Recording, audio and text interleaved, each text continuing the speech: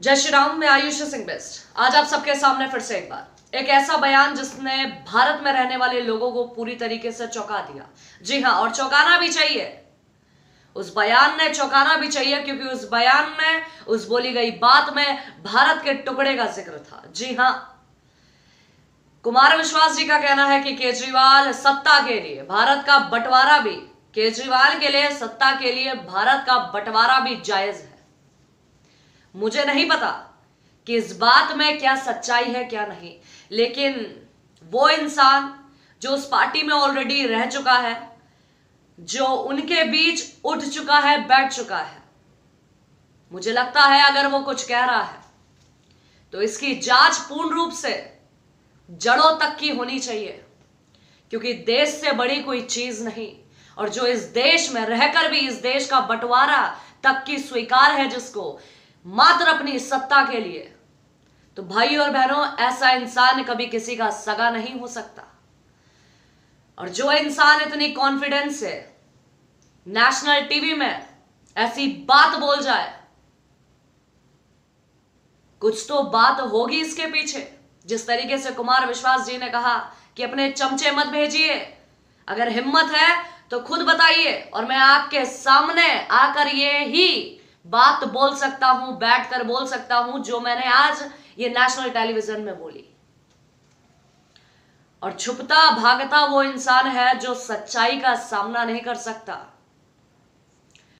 क्योंकि लहजा बता देता है कि कौन सच्चा है और कौन झूठा है।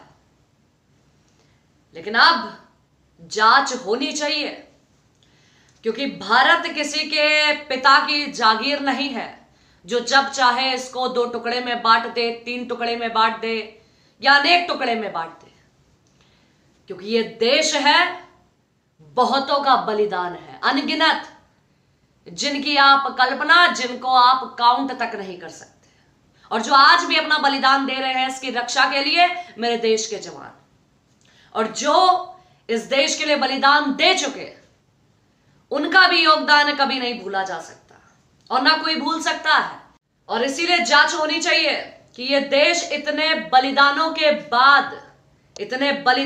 बाद प्राप्त हुआ है। और आज भी इस देश की सुरक्षा के लिए मेरे देश के जवान आज भी इस देश के लिए अपना सब कुछ निछावर कर देते हैं। आए दिन कितने जवान इस देश की रक्षा करते करते बलिदान, अपनी शहादत दे देते हैं, किसी को पता तक नहीं चलता। सवाल यह है कि जांच होनी चाहिए इस चीज की।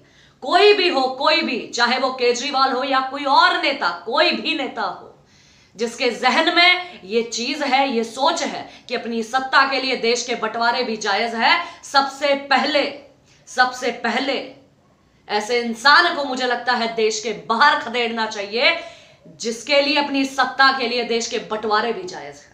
और मैंने पहले भी कहा है, यह देश किसी के बाप की जागीर नहीं है जो किसी की सत्ता के लिए इसके टुकड़े भी करना जायज है। ऐसी सोच जिसकी भी इस देश में पनप रही है, जो इंसान देश का नहीं हुआ, जिसमें रह रहा है, वो इंसान किसी का नहीं हो सकता।